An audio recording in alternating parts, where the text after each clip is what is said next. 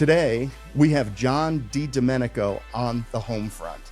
Hello, everyone. It's me, President Trump.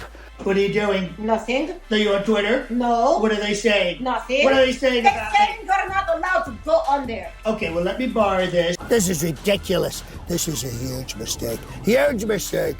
Who put you up to this, Sleepy Joe? John is an internationally known Trump impersonator with over 24 million views on YouTube and over 6 million TikTok followers. You may have seen John on such television shows as Saturday Night Live, Good Morning America, Fox News, or The Howard Stern Show. He appears regularly as Guy Fieri, Austin Powers, and incredible Dr. Phil. This is a wide-ranging conversation. I know you will find this interesting. Please enjoy. Welcome, everybody, to the Homefront.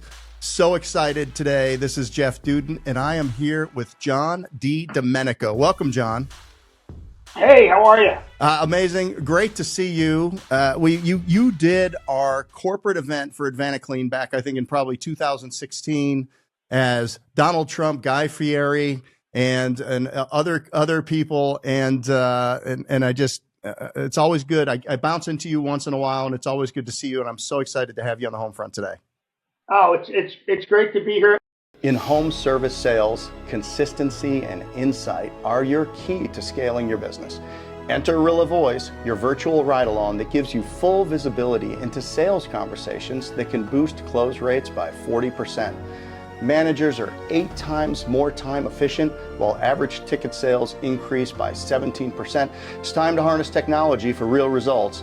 Ready to see Rilla in action? Visit Rilla.com, that's RILLA.com, or click the link below to get your special Homefront Brands offer today. And it's really funny because I'm trying, we all have 8,000 photos now from every single event, and I came across those Advanaclean photos from that event. I was like, oh my gosh, I got to put these somewhere.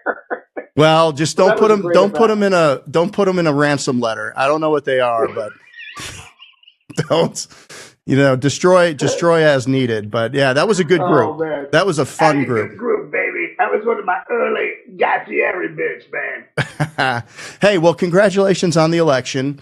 You've got four more years of incredible work opportunities, probably with doing Trump. But just so you know, it's never stopped. What I tell people is it's never stopped. It's always, he's such, going back to 2004 when I started doing him in 2014, when The Apprentice came on, he's just kind of woven into the fabric of this country now. So yeah.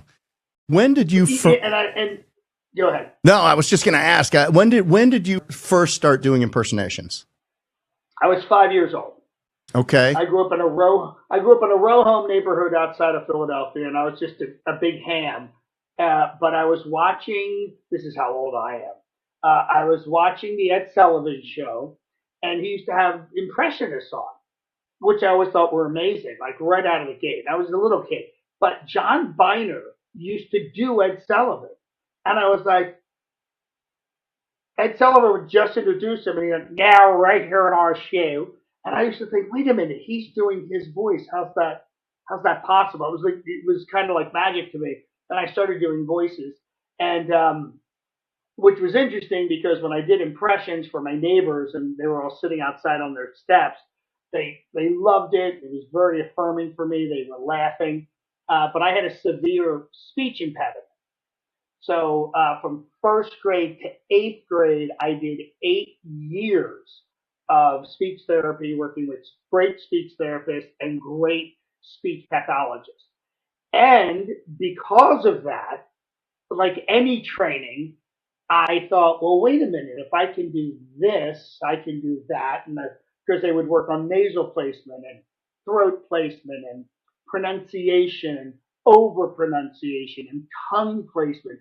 And all of these things I started just incorporating into doing more and more impressions, So I would watch Columbo and think, oh, I could probably do that. I can manipulate my voice to do that. So that would be, folks, I'm a little confused.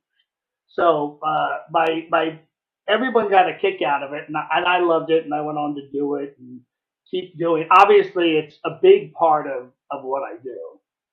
Yeah, that's fascinating that going through intensive speech therapy and understanding the mechanics allows you to take a target or a character and then probably break it down technically to the voice. Oh, But then now you have mannerisms that you've got to do. So right. you've got voice, you've got cadence, you've got mannerisms, and then you've got costume that you need to do. So what's your approach when you find somebody and you're like, I think I could make something of this? What's your approach? Well, someone like, let's use somebody like Guy Fieri, because he came out and if you look at all the characters I do, they're all big. I'm a big guy. I'm like over the top, and all the characters, Trump, Austin Powers, Guy Fieri, Dr. Phil, they're big, big personalities. So the first thing I look at is obviously, can I impersonate this person? I mean, do the impression. The impersonation is like the second part. Can I physically look like them? And since I primarily work in the corporate world, can I sell this character into a meeting? That's like the things that are really important to me.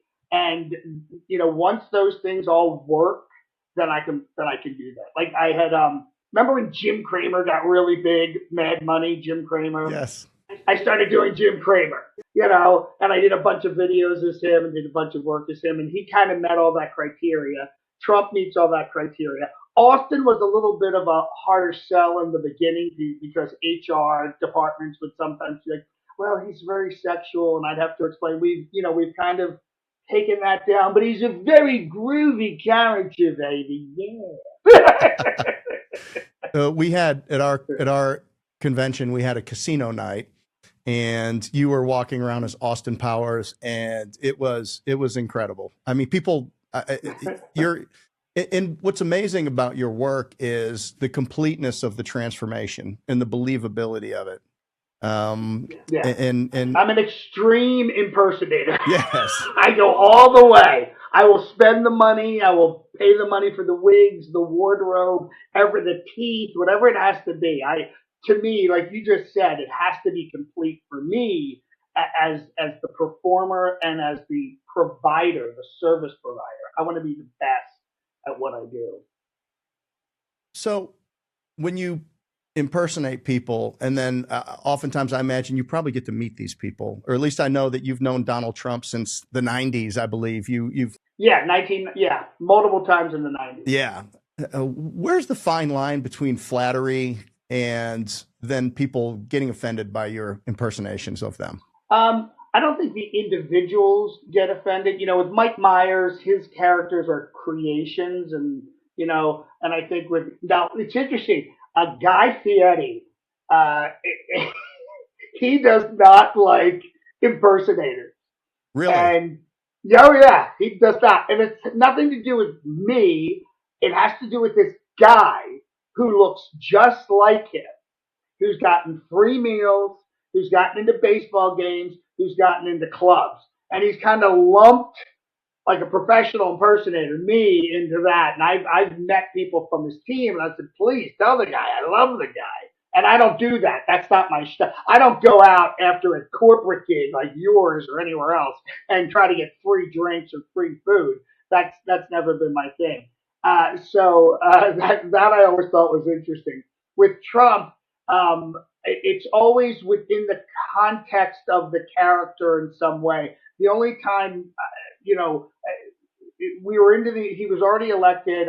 I'd done about 50 appearances on Fox News. I've been on Fox and Friends, and this is one of my, I remember this very clearly, but Kellyanne Conway was there, and she said, can I get a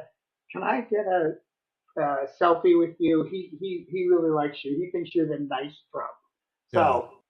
So and it's not my job to be nice. My job is to be funny. But I myself, if you know me, I'm not a mean person. I don't have an agenda. For me, it's just I like satire and I like being funny. So I'm interested to know a little bit about your creative process. You've done a lot of improv. Have you done stand-up? Yeah, I started doing stand up in '95 and '96 and '97, and Okay, where were you um, working? I was working along the East Coast, Florida, Philadelphia, Atlantic City, New York. I did some jobs in Ohio, Pittsburgh. There's a bananas in Pittsburgh, but you know, I'm very much of a business person, and I was on the road doing comedy. And I'm for the most part, I feel like I'm pretty self-aware. And I was working with some incredibly funny people. I mean, people who could take a room. People wanted to kill the guy, and they could turn that room around. And these were the guys who came up with Tim Allen, David Letterman, Jay Leno. But these guys never crossed that bridge. They never got a Yeah. series. They never got into movies, and they were stuck being road comics. And it was the first, and they worked other jobs too. And it was the very first time I thought, oh, wait a minute, there's a wall. You could potentially run into a wall. And to Financial, this day, I know, yeah, you financial wall, pop out. a lifestyle wall. Like if you don't get out of the clubs, you're not going to make a lot of money.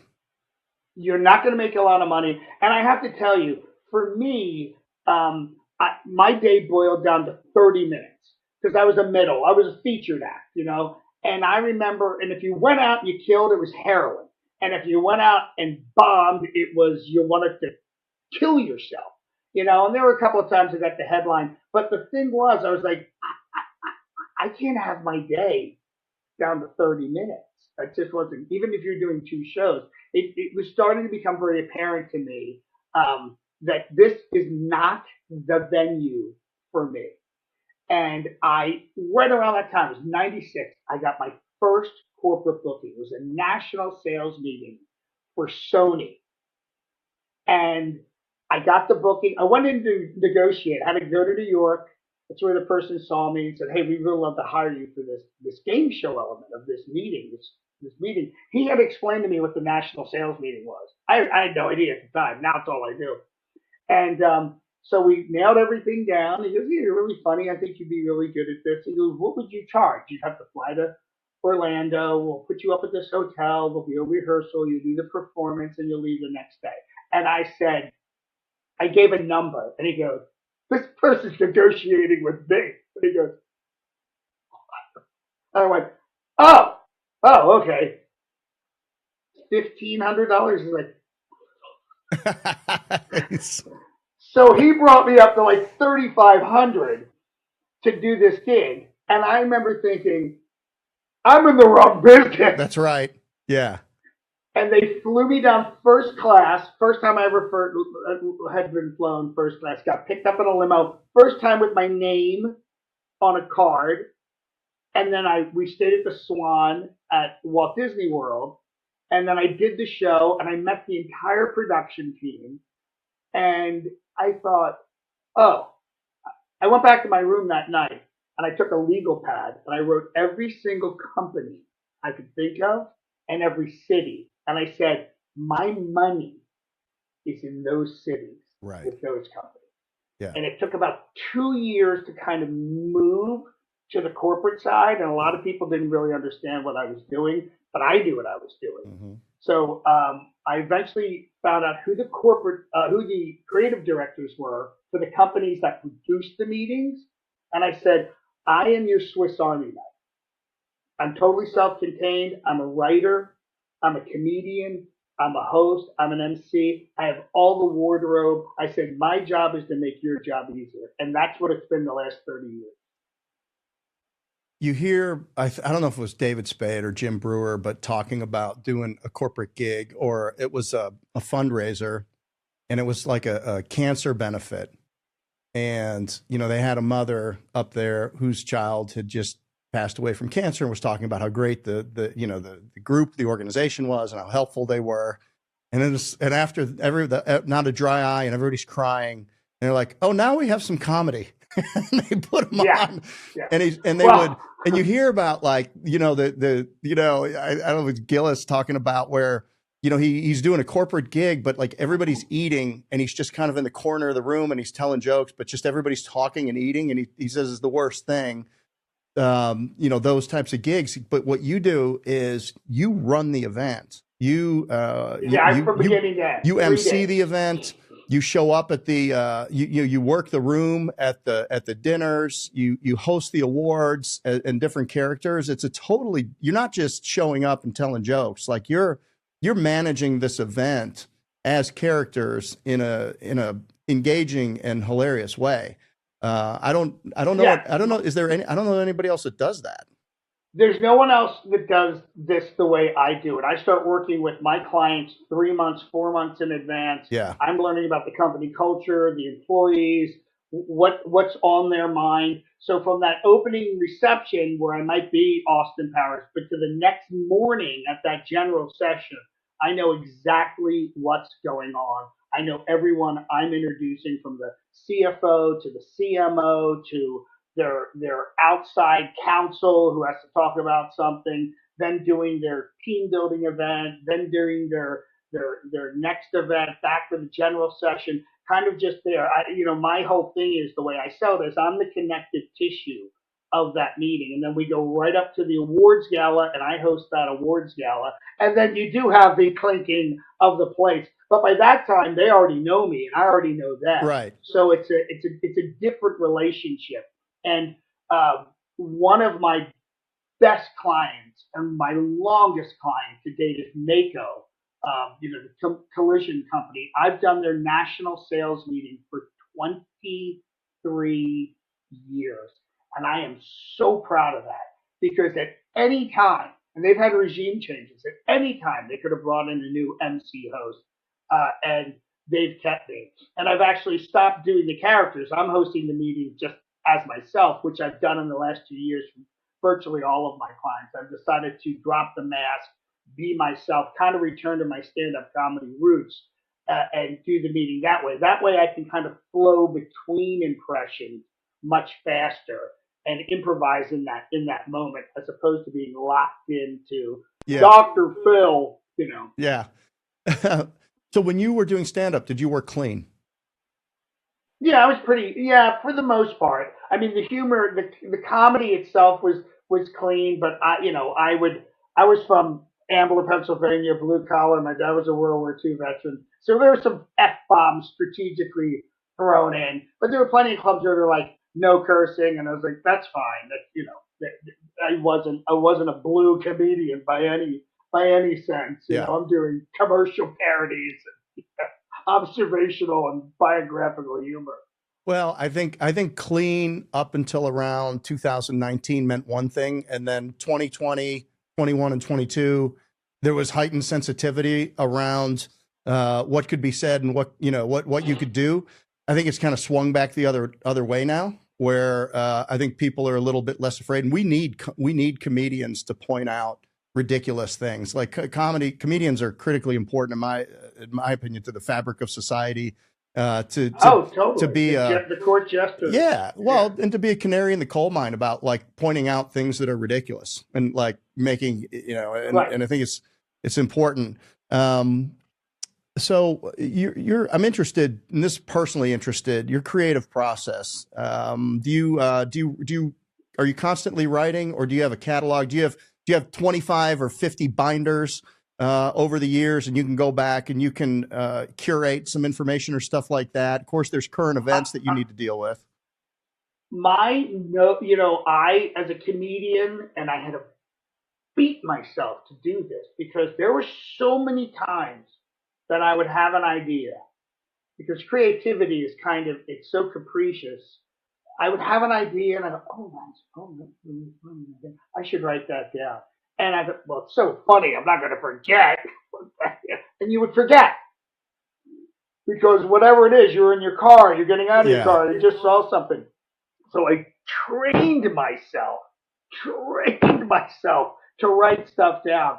And the notes on my iPhone is jammed with ideas. The only thing I have to do is put a notation in the front of it, like what it's applicable to. And then I just call that back up. And that helps me a lot. Also, I have like going back to when I worked for you, I have saved every single script from every single job, and that could be franchising, manufacturing, technology, whatever it is. And I'm able to, I've got a pretty good memory for every client I've worked for, and I can put that in and pull things together and kind of change it up. And if companies are similar in what they make or even where the meeting is, I may have written jokes about the Atlantis in the Bahamas, Yeah.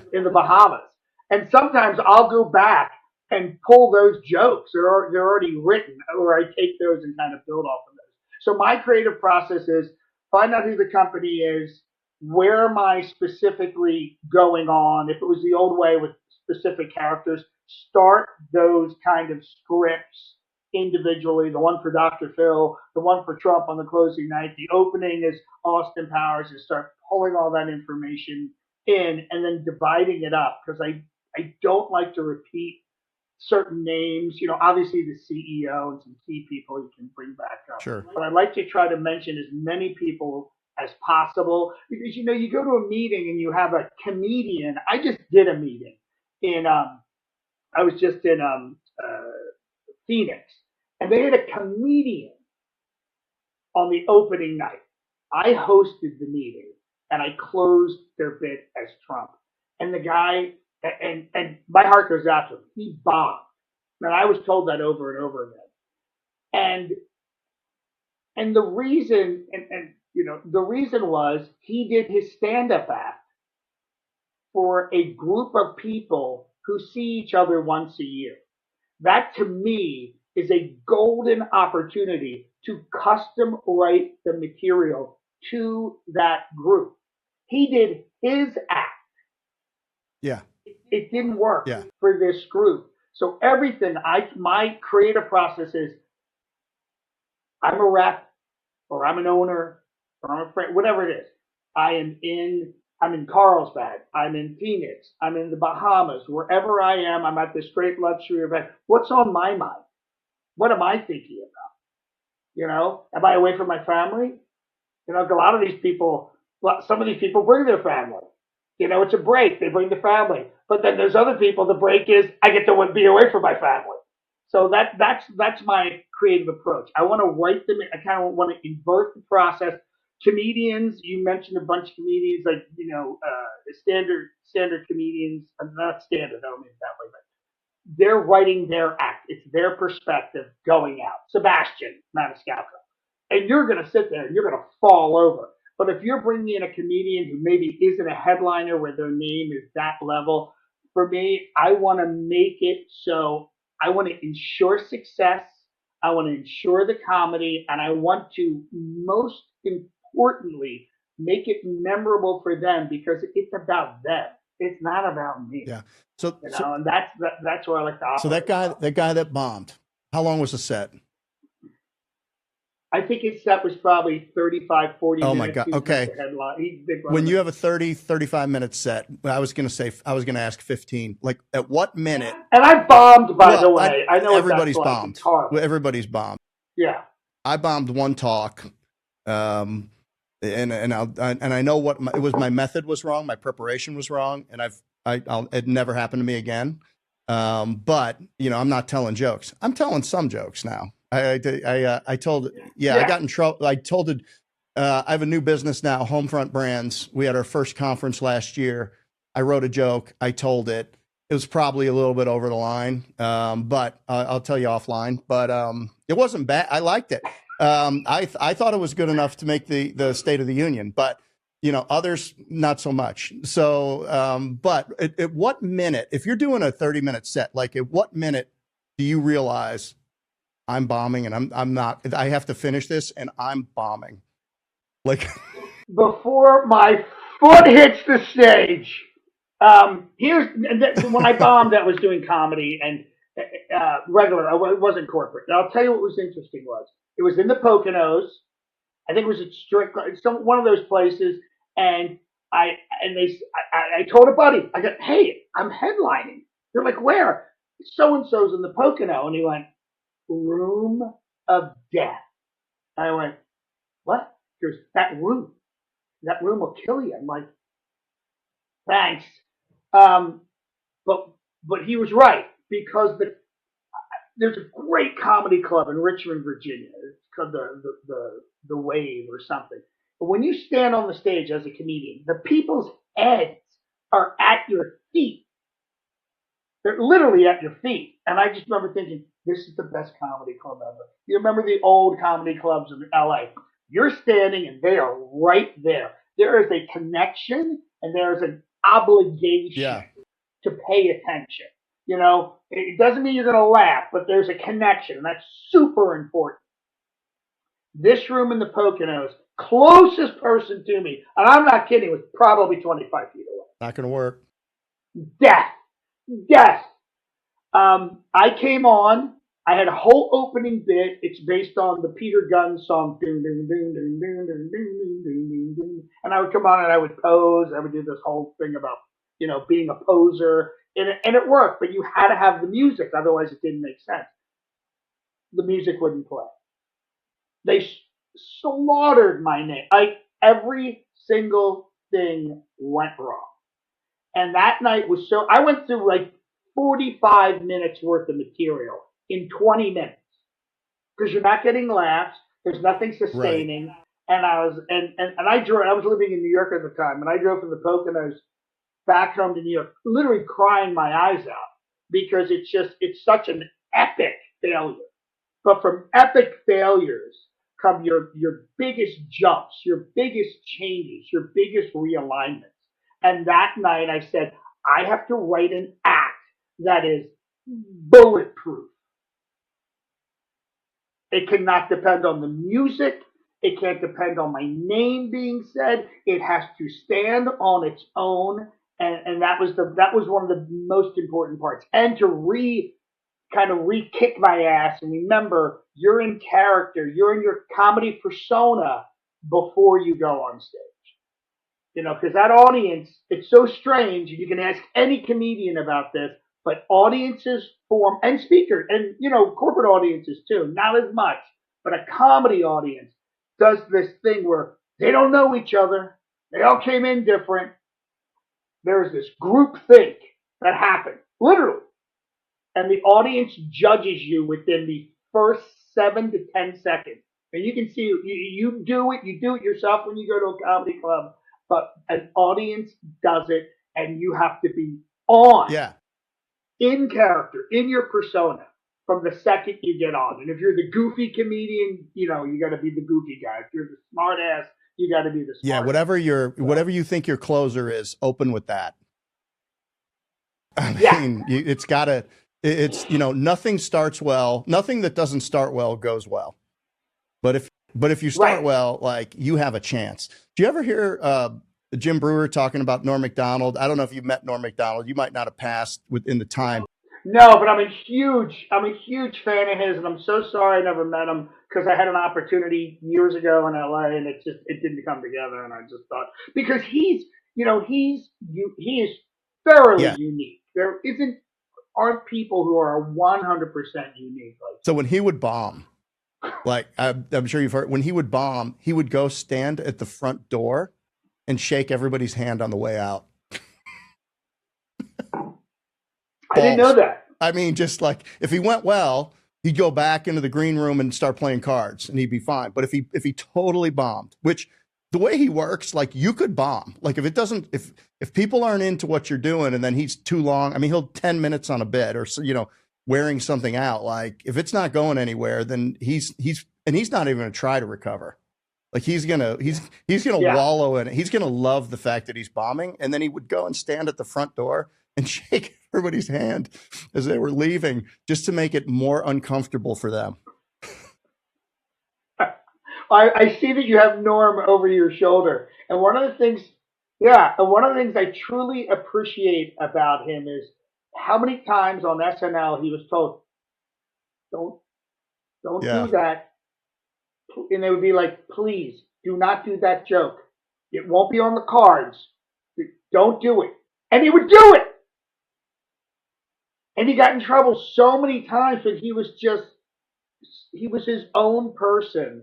And I just really appreciate his, a lot of people, the thing is, he had a true sense of humor. People have a sense of smell and a sense of, like, some comedians have a true sense of what is funny. They're not just doing jokes; they're doing something else. And he's one of those people that was kind of transcendent in that way. He was doing, and then sometimes, because I watched his podcast, he would do the worst jokes on earth. But you know what? It was his show, and he thought they were freaking hilarious. And you have another genius over your shoulder. You've got Dave Chappelle, who is operating on a totally Yeah. different That level. that's Totally that's different level. storytelling woven together. His act is just it's stories that a 15-minute story that will tie back to something. Like it's brilliant. It's art. It's art. I've It's never, art. yeah. He's, and when he did those two, I think it was two or three Netflix specials. It was amazing how they were like only a couple of weeks apart, but these were two totally different acts.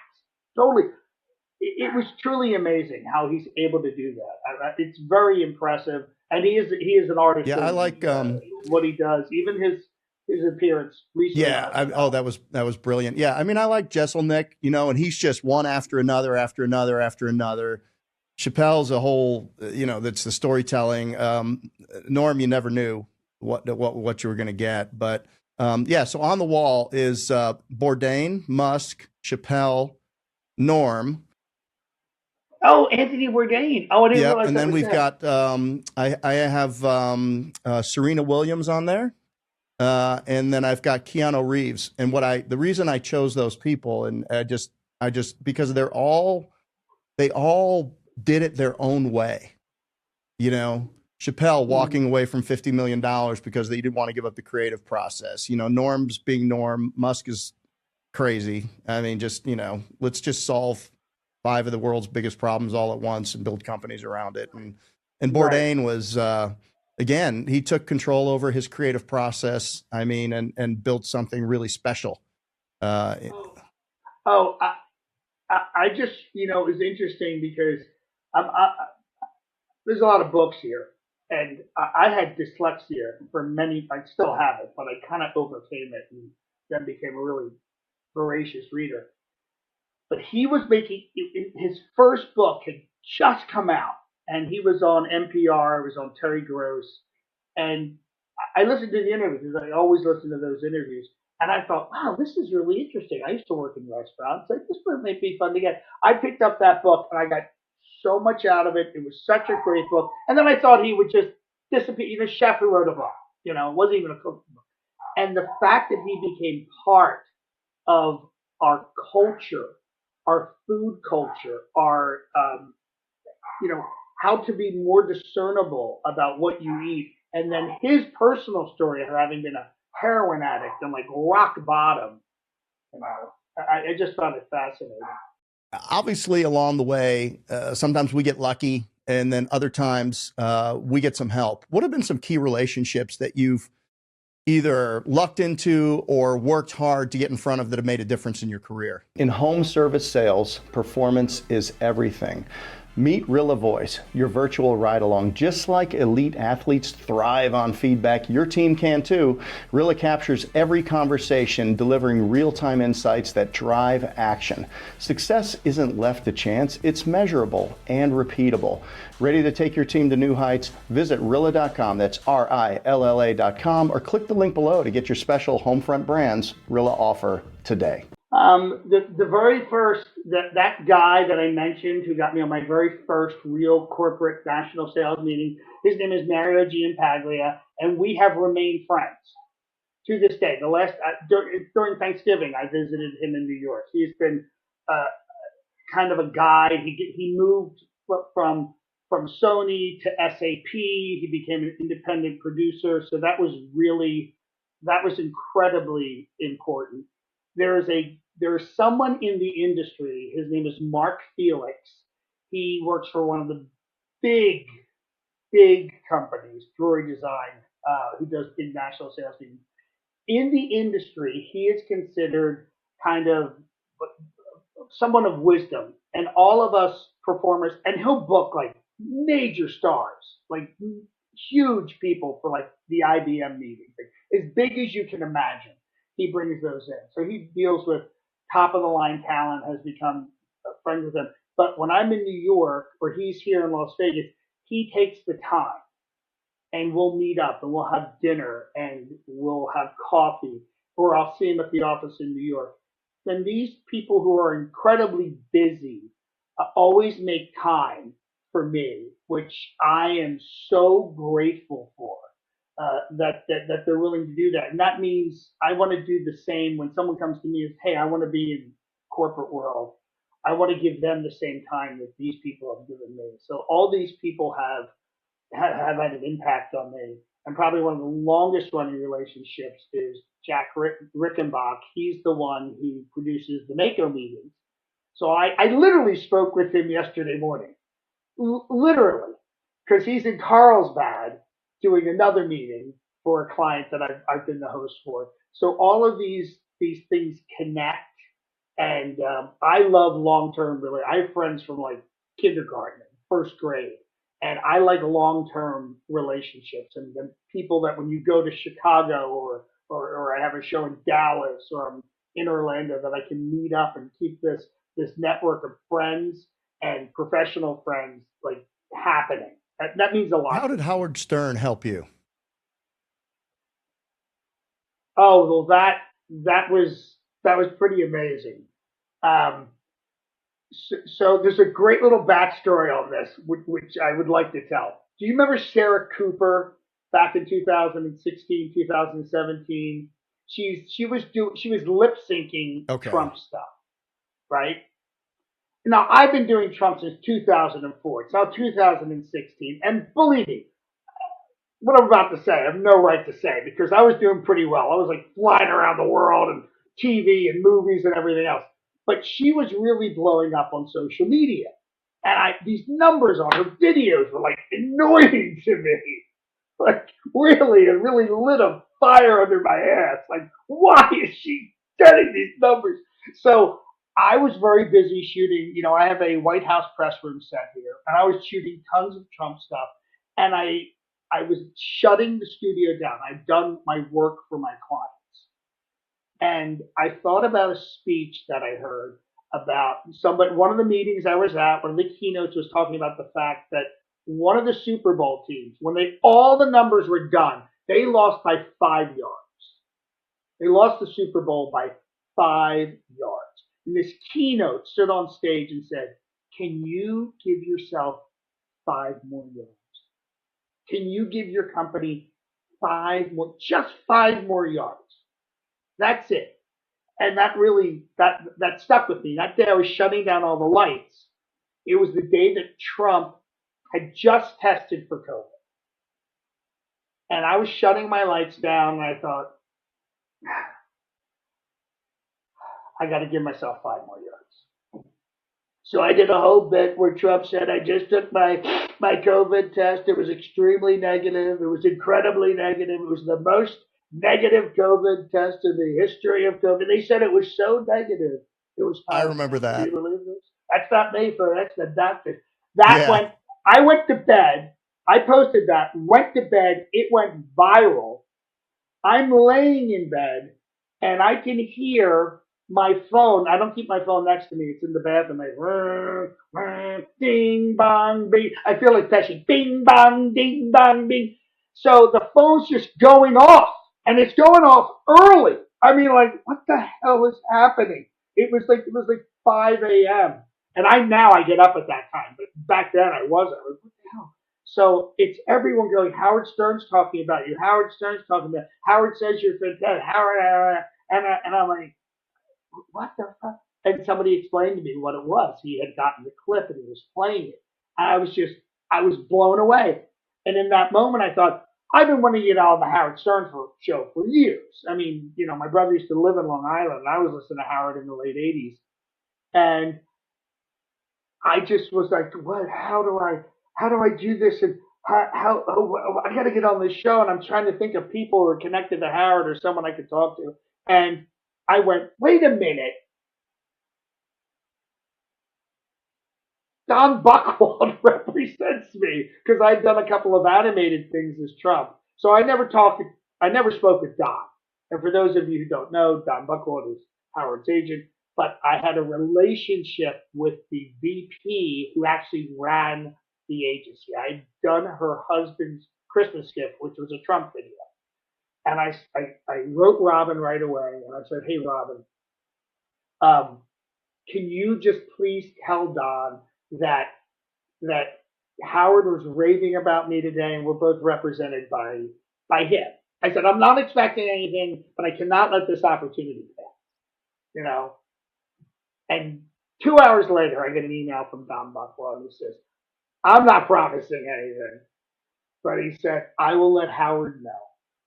And within 2 days, they called me. Within 2 weeks, I was on the show. I did a 3-year run as the exclusive Trump. And to answer your question, I'm sorry, it was a long-winded thing, but it's such a great story. I never worked so hard because I thought, you listen to Howard Stern and you think they're winging it. They are not winging it. Every minute is thought out. Yeah, every minute. I was assigned a team. I had 5 people on my team. And from there, they would say, we're going to send you 25 setups. We want 5 jokes on each setup. I'm like, God, Jesus Christ. Yeah, I was like, that's a lot of work. But all of those that almost up till the end, I would write and write and write. And when you think you don't have another joke left, you're like, they told me 5. I'm going to give them 5. So I was always doing that. And then in that process, I would send all that material in. All those writers would put their material in. We'd have like 13 pages of jokes. I would call in, do a Zoom meeting with all of them. And I wouldn't be appearing for like 2 weeks, and we would rehearse it and then go through it. And they go, I like the way that sounds. Let's keep that one, cut that one. Then they sent me a revised one, which is maybe 7 pages. And then that went to Howard. He cut that in half. That came back. And then I would get the final script after another draft. And then I'd go to bed. Since I'm here on the West Coast on Pacific time, I'd be up at 2:30 in the morning. I'd just guzzle some coffee just to wake up. I'd log in at 3 a.m. We'd rehearse it again. A lot of times they would have written another script overnight. So I'd have to print that up. And I was always pissed about that because I'd already marked everything. And, I like to notate my scripts. So then we'd run that script and we'd, be ready to go. And then they put me in a green room with some of the other impersonators on the show. One of those was my friend, Piot Michael, who, he was the voice of George Takei, Captain Kirk, and a bunch of other. So we would warm up. We would just do voices because it's really early in the morning and I'm like, my voice was really deep. So then they'd say, Howard's going to probably have you on the first 30 minutes or the first 45 minutes. They'd kind of estimate it. They had a structure for the show because they'd have a big meeting. And I have to say, the very first time I logged on, it was, obviously a Zoom meeting because it was during COVID. There were like 75 people. I had this idea the show was a much more smaller, intimate thing. It was a lot of people who bring that show, 3 days a week to air. There's a lot of comedic brain power. So then when the bit starts, there's the knocking on the door. And we start the scripted bit. As soon as I start, I have two MacBook Airs in front of me. One is the Zoom, so I can see Howard reacting, which is hard because he has his head down.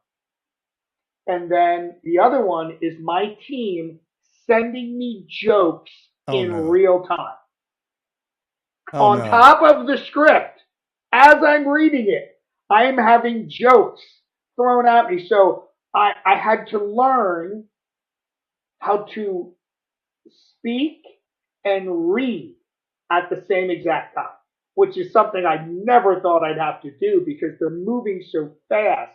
I don't want to miss a joke. That's really, because I'm doing, Howard, the thing is when I'm, with women beautiful and fantastic, I don't want to miss the joke about Brooke Shields or this thing or that thing because unless I got to go backwards, but they're coming in so fast. So that was probably the most interesting thing. And that I never, I didn't really expect that. But with Howard, it was always we do the scripted bit first, and if I was rolling, if I was really killing it, then I would be allowed to go on and improvise. How long were these segments? And how long were these segments? Go ahead. I don't know. They were I think the longest one I ever did was 12 minutes. Yeah. It depends. You know what I mean? But for the most part, they're 5, 6, and if you're rolling, you get a little extra time. And but one of the things is this was after I think it was after Trump. It was after Biden had won and Trump hadn't conceded, and he said, "But you haven't conceded." And I improvised. Well, I'm not a conceited person. Why would I concede? And he just thought that was absolutely hilarious. And he called me out that day. He called me out over the 3 years. He called me out 3 different times, which I was told by his team he never does that. He never does. So it was very, very positive. It was a great run. I learned a lot. I became a better writer. I was always told to kind of pick up the pace. Trump, he'll speak, a little slow because no one's interacting with him usually when he's speaking. So when you're speaking with Howard, they wanted the pace very specific. And that was something that I had to bring up to a different performance level for him. It wasn't like a parody commercial on Conan. This was an interactive kind of thing where you had to kind of meet Howard's energy to kind of keep it moving. So it was extremely positive. I think it made me a better performer, a better writer, a better comedian. I'm shocked to hear that about the Howard Stern show because you would never think that they put that much energy into a 6 to 12 minute segment. But then again, he is the self-proclaimed king of all media, and preparation is everything. I mean, if something looks easy and it looks casual, there's usually a lot of work that's going behind it, and that's incredible to know. Yeah, they take. I mean, they take comedy very seriously. I mean, you have this limited amount of time, and they want it to hit every time. And I really appreciated that. I got a lot out of it. Media has become fractionalized. I've heard you speak about it. And it for performers like yourself, it creates some fragmentation, maybe harder for new people to break through because people's attention now are bifurcated between TikTok, where you have 6 million followers, by the way. Congratulations, crushing. And YouTube, and you've got great, I think over 20 million views on YouTube, or some crazy statistic like that. Yeah, like 24 million views, which is amazing. Yeah. What the impact of social media as it's changed the media landscape for people that are coming behind you? What kind of challenges are people facing to pick their spots? You got to pick your spot, but yet. Look, I mean, it's you want, if you want to be well known for what you do, then you kind of got to be everywhere. Yeah, I've spoken a couple of times about I'm developing a keynote, and my keynote is on versatility, curiosity, and resilience. And right now, more than anything, the dictate is not that people are following it, but for someone like me, I have to be far more versatile. I'm very versatile to begin with. You've got to be very versatile now because I'm a long form comedian. It's as simple as that. That is where I live. That's where my strength is.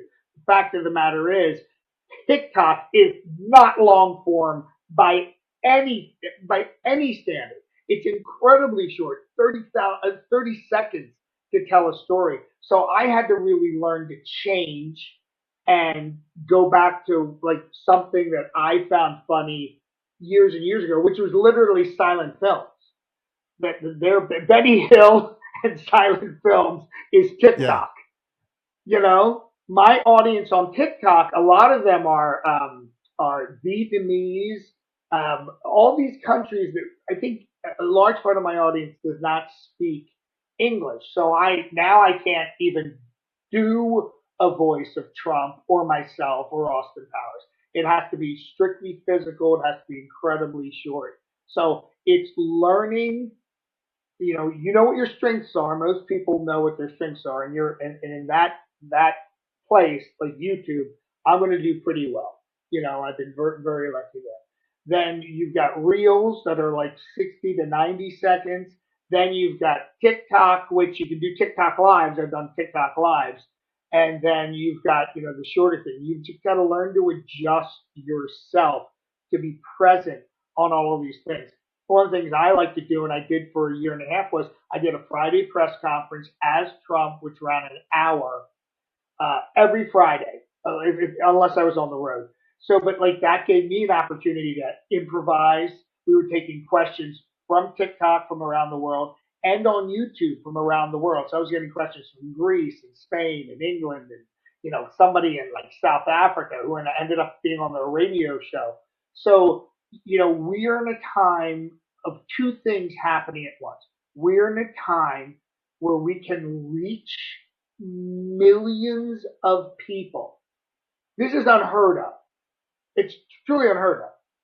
25, 30 years ago, I could make a video and I could send it to somebody or send it out. But we're in a time when somebody can shoot a video today. It can go viral. It can be seen by 36 million people. The worst case scenario is like Hop Tui Girl. But the fact of the matter is, this went mega viral. Her life literally changed from a 30-second interaction. And there's so much opportunity now in pretty much everything because of these platforms, because of how we can leverage them. We can build it. If you're a speaker, if you're Mel Robbins, if take somebody like Anthony Robbins, who was already big, who's now just like global, and people like Ed Milet, and speakers weren't that well known 25, 20, no, speakers? What?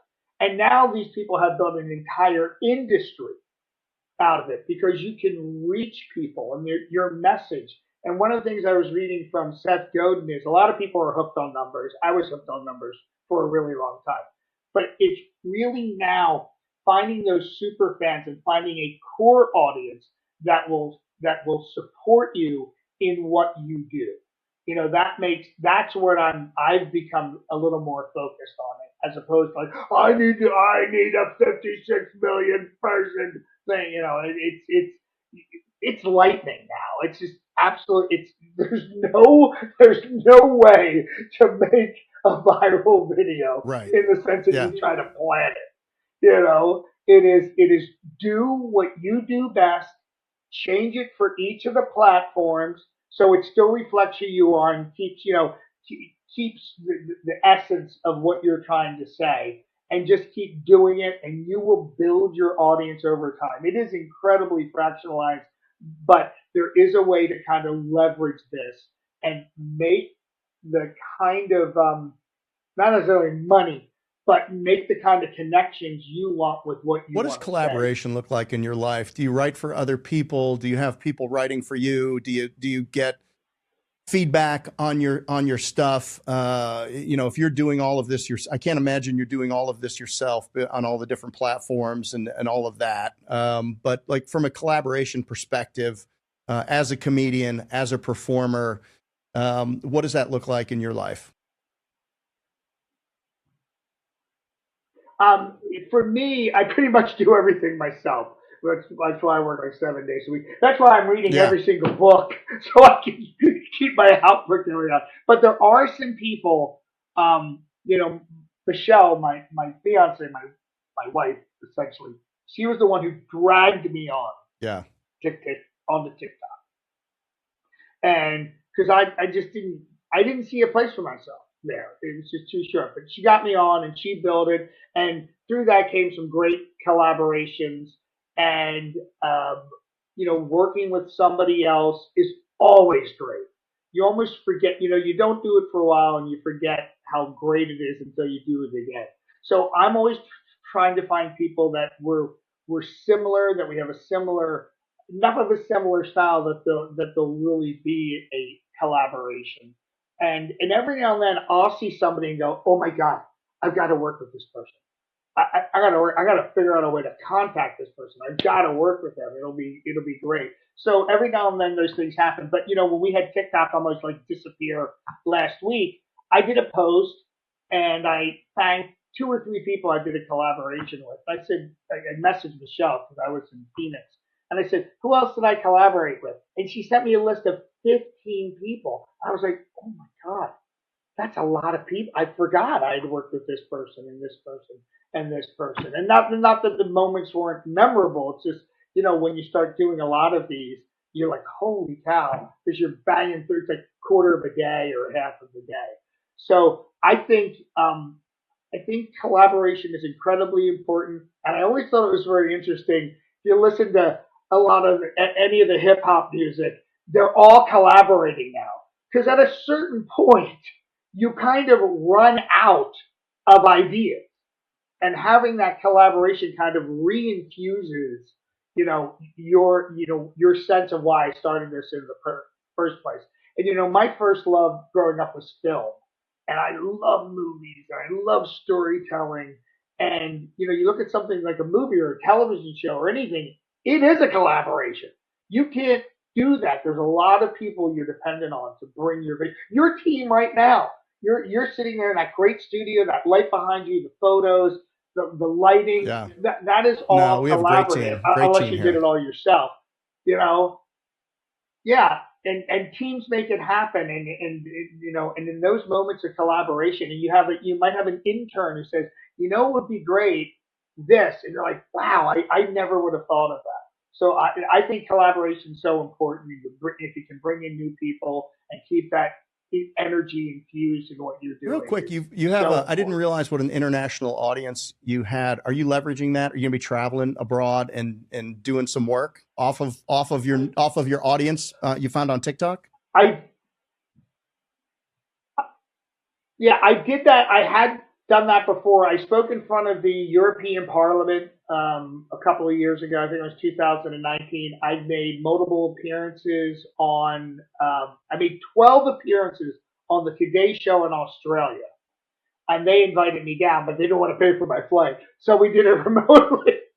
I appeared on This Morning in England. That's their #1 morning show. I did 7 appearances on that. And then they did invite me over, and I ended up appearing live in their studio, beautiful studio in London.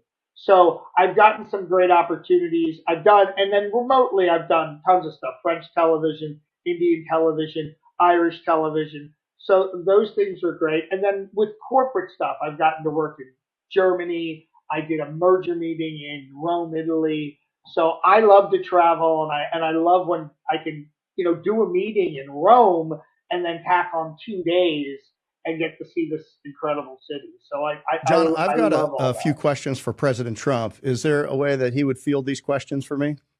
Absolutely. All right, Should I take my glasses? First question. Should I get a hat? Do I have a hat? Wait, do I have a hat? I don't have hats. Is it true that in renaming the Gulf of Mexico to the Gulf of America that you intend to spell the Gulf GOLF? That's my joke. Is it really? Yeah, that's my joke. That's in my act. We are changing the name to the Gulf of America. Gulf of America. I had it trademarked, so this way it'll be on everyone's shirt. Gulf of America. Okay, I did not hear that you had done that. I wrote that this morning. I apologize. I didn't mean to step on your stuff. All right.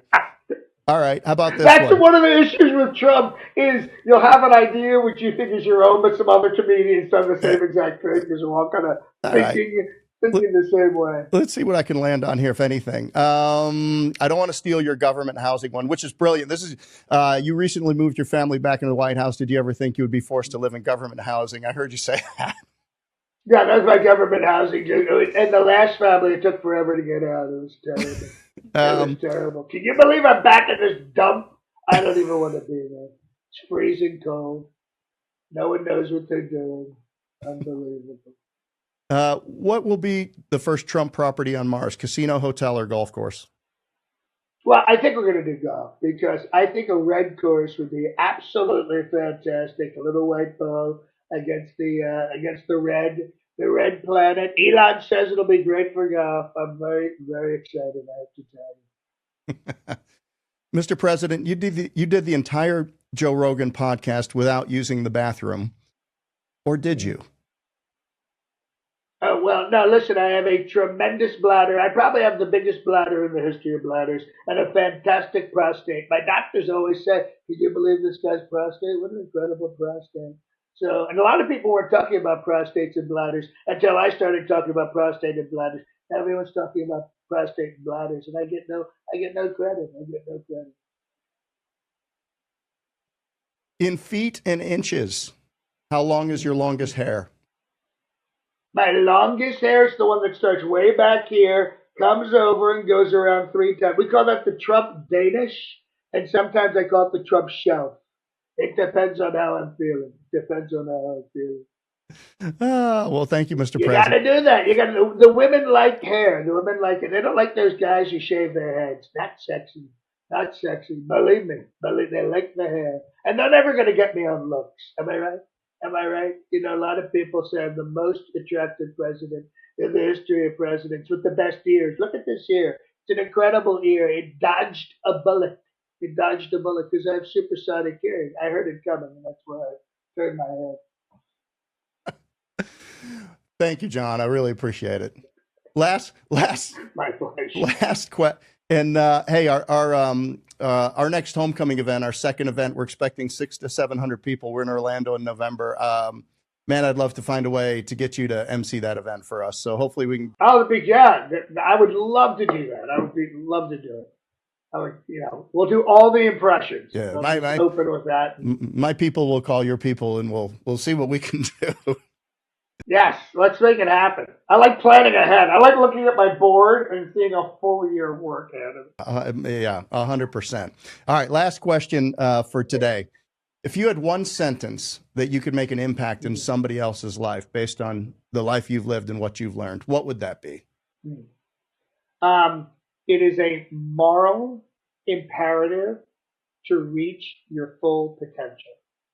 If you have something to overcome, dyslexia, ADHD, whatever it is, the information is out there to overcome it. If you're dealing with alcohol, drugs, we live in a time in history where it's inexcusable not to deal with it. You can find the information online, by a phone call, go to a meeting. It is your moral imperative to reach your full potential. That is why we are here on this planet. Don't leave anything on the table. When they put you in that box, let them know you did everything you could. That is beautifully said, sir, and that lands just right. And that will land us at the end of the podcast. John D. Domenico, thank you so much for being on the home front. Appreciate you, sir. My pleasure. Yep. And this has been Jeff Dudan. Thank you, Jeff. Yeah, 100%. 100%. Wait, Jeff Dudan, I thought this was the Jeff Dunham show. Am I on the wrong show? That's why you. Where are the puppets? Where are the puppets? No puppets? Okay. Thank you, John. This has been Jeff Dudan, and we have been on the home front. Thanks, everybody, for listening. Take care. Thanks again to today's sponsor, Rilla Voice. Are you in the home services industry or leading a sales team? Rilla Voice is your virtual ride-along, capturing every conversation and turning insights into actions. Visit Rilla.com, that's RILLA.com, or click the link below to get your special Homefront Brands offer today.